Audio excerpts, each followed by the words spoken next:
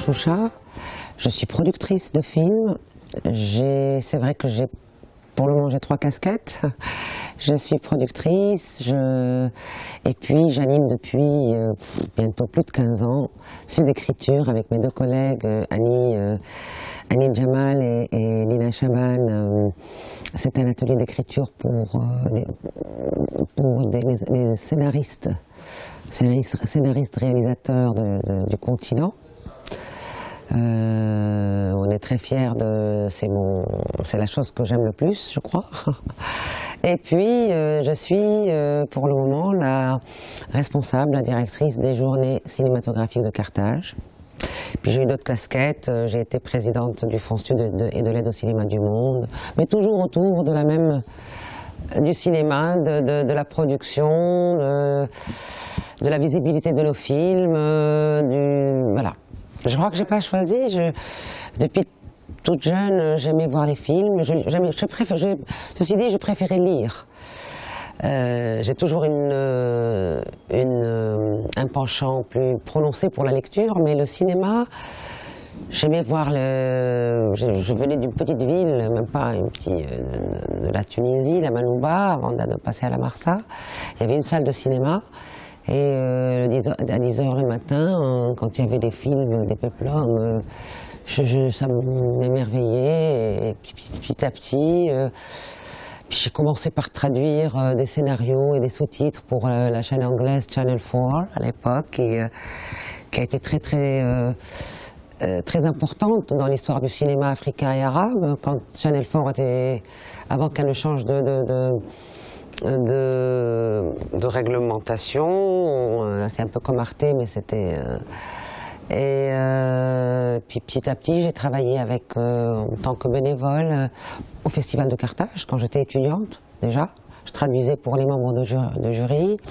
J'étais bénévole, petite main, j'aimais le cinéma et donc j'aimais ce milieu, j'aimais la chambre, la salle noire quand on rentrait tous, puis qu'on oublie tout et qu'on est absorbé par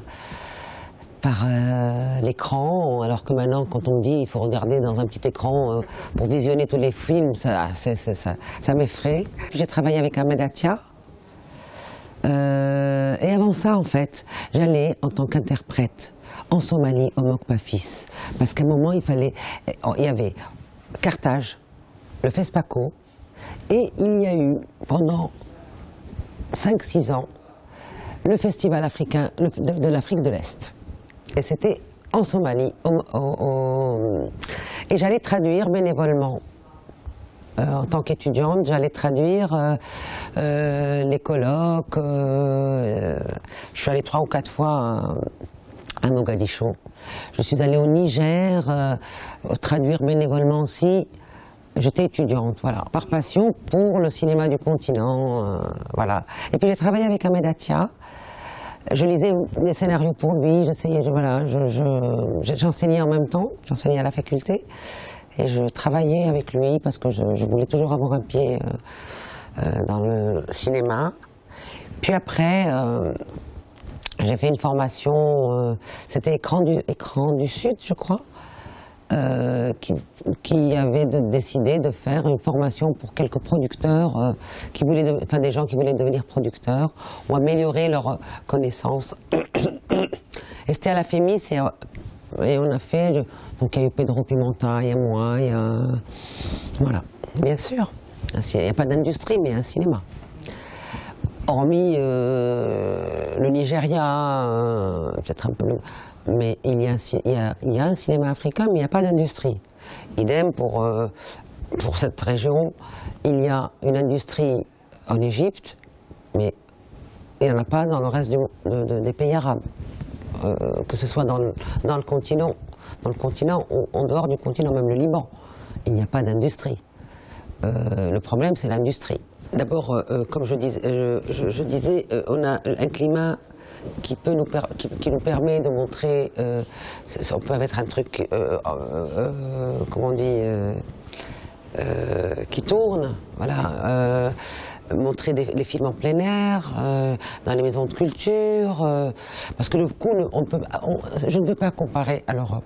C'est d'autres paramètres, c'est d'autres réalités, mais on peut avoir une distribution propre à l'Afrique et propre à chaque pays.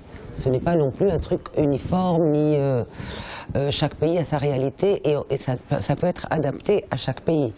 Mais que la distribution existe, que les films soient visibles et que surtout, c'est ce que je dis toujours, parce que nous sommes en Égypte, qui fait un effort, un grand effort pour l'Afrique, mais ils ne montrent jamais de films maghrébins.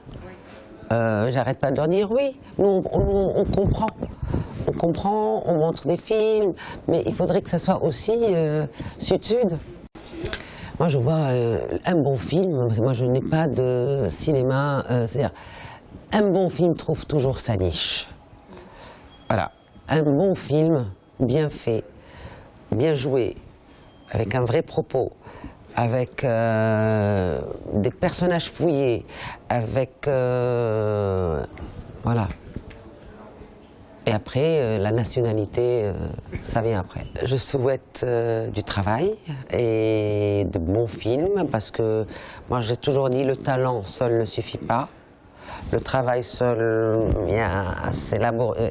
Les deux ensemble, ça donne beaucoup de choses. Ça donne un vrai cinéma. Moi j'ai toujours trouvé qu'il y avait quand même une fraîcheur, une façon de voir le monde qui est différente. Il faut juste plus de travail. Et on a de bons films.